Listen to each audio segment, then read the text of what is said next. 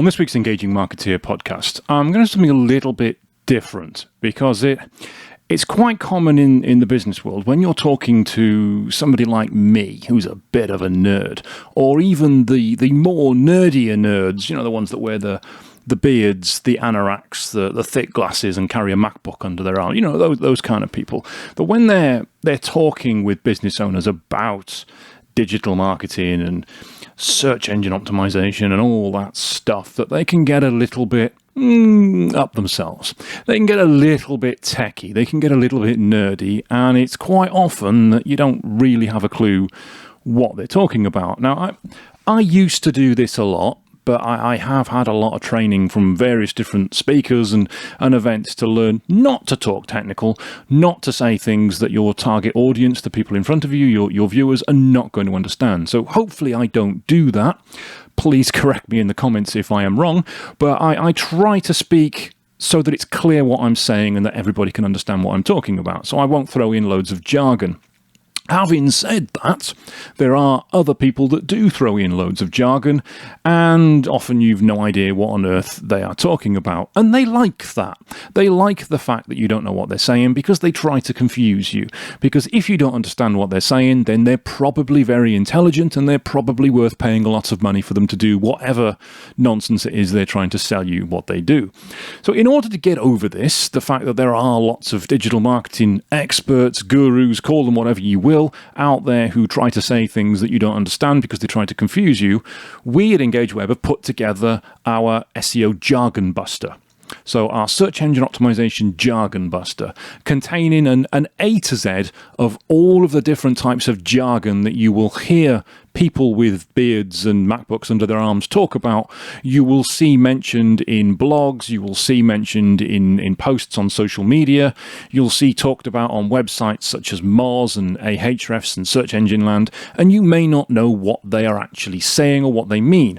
Additionally, somebody may come to you as a digital marketing expert and try to sell their services to you. They may try to sell themselves as being the best SEO person the world has ever seen, and they'll use lots of jargon and you won't necessarily know what they're talking about. They'll throw it in emails at you and they'll throw it in reports and try to make themselves sound more intelligent. So this SEO jargon buster, that there's a link underneath the podcast. So if you are watching this on YouTube, it is in the description. If you are listening to this on iTunes, then it is in the description underneath the podcast. Spotify, it's in the description underneath the podcast. So please go to that link to download this for free. But I'm going to go through a couple of these right now so you know the kind of stuff that's included in this SEO jargon buster. But it is how to sound like an SEO expert without growing a beard. That's what we've called it because you don't have to have a beard to understand this. If you've already got a beard, that's okay. You don't need to shave it off to understand it. So a couple of things we're going to go through. Let's have a look what's on this SEO jargon buster now. Crawl budget. That's a good one. I'm starting at C. Crawl budget. So many people think that the more pages you have on a website, the better. It's understandable. The more pages you have, the more content that you have, the more pages that can rank in Google. But each website has its own crawl budget, a budget set to it by Google for how many pages Google is actually going to crawl on a given day.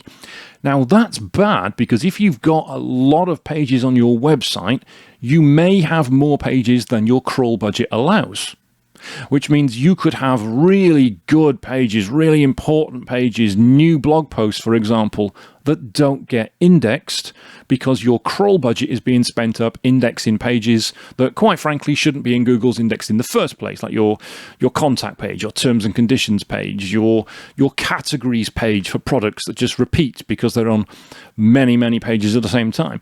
So your crawl budget is something that digital marketing companies will talk to you a lot about, and that is what it means. Every website has a different crawl budget. You may have more pages than your crawl budget allows, so your important content may not get indexed. That's covered in our guide on SEO jargon, how to sound like an SEO expert without growing a beard. We've also got citations and directories. Citations are crucial now because AI has become more and more prevalent. So if somebody were to search in Google for a particular phrase, a question, or an answer to a problem, Google will now put in an AI overview, which is also in our SEO Jargon Buster. The AI overview is the description at the top of Google that is automated, created by artificial intelligence to pull together information and answers from various different sources. And the citations are the websites that are listed within that source. So you can be a citation within Google's AI overview. If it's answering a question that you are an expert on, it might use you as a reference, as a citation. Equally, AI search bots like ChatGPT will use AI citations. You could become a citation for ChatGPT. So when someone is asking a question of which you are the expert and you know the answer to, and it's on your website, which is the important part, your website could be used as a citation. Let's have a look. Let's stick with the C's. Let's go with Canonical Tag. That is something else. This sounds like a game show, doesn't it? Canonical Tag. This is something else that digital marketing companies will talk about. The Canonical Tag, and what the hell is it? The Canonical Tag is something on your website. It is a single tag on each page used to tell search engines if the content is the main piece of content, the main page, or if another page has similar or equal content that should be ignored. This happens when you have large websites with duplicate content, or the content can be found on different pages. For example, the most common use of this would be if your website can be accessed in Google using www.yourwebsite.com and without the www. So it's just yourwebsite.com. If they can both be accessed, that kind of technically means that's two separate pages for Google, even though it's the same page, just one is without the www and one is with the www. So the canonical tag will tell search engines like Google which is the one that you want indexed, which is the main page, so that Google doesn't think, oh, you've got two duplicate pages here, you're trying to pull a fast one and make your website look bigger than it actually is. So that's what a canonical tag is. Let me just have a scroll down here and have a look at something else. Let's see. Oh, featured snippets.